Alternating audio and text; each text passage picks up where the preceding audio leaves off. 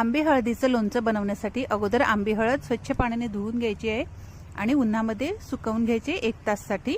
उन्हामध्ये सुकवल्यानंतर त्याची सालं काढून घ्यायची आहेत आणि पातळ पातळ स्लाइसमध्ये कट करून घ्यायचं आहे। इथे तुम्ही किसून सुद्धा घेऊ शकता। त्यानंतर पुन्हा 4 ते 5 तास उन्हामध्ये सुकवून घ्यायचे आहे। आता इथे तुम्ही लोणच्याचा तयार मसाला सुद्धा वापरू शकतात। इथे थोडासा मसाला मी घरीच बनवणार आहे। त्यासाठी इथे घेतलेले आहे मी धणे, काळी मिरी, बडीशोप आणि जिरा। थोडंसं 1 मिनिटासाठी भाजून घ्यायचं आहे।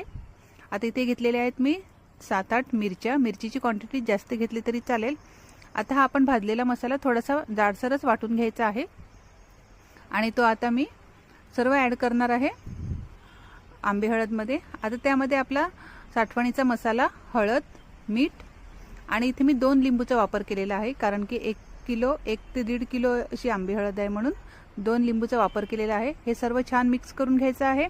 आता फोडणीसाठी इथे मी तेल गरम केलेलं आहे। तेल फार गरम करायचं। थंड झाल्यानंतर त्यामध्ये मिरची, मेथीदाणा, हिंग आणि राईपूड असं फोडणी द्यायची त्याची आणि थोडंसं थंड झाल्यावर ते आंबे हळदमध्ये सर्व तेल मिक्स करायचं आणि छान असं सर्व एकजीव करून घ्यायचं आहे।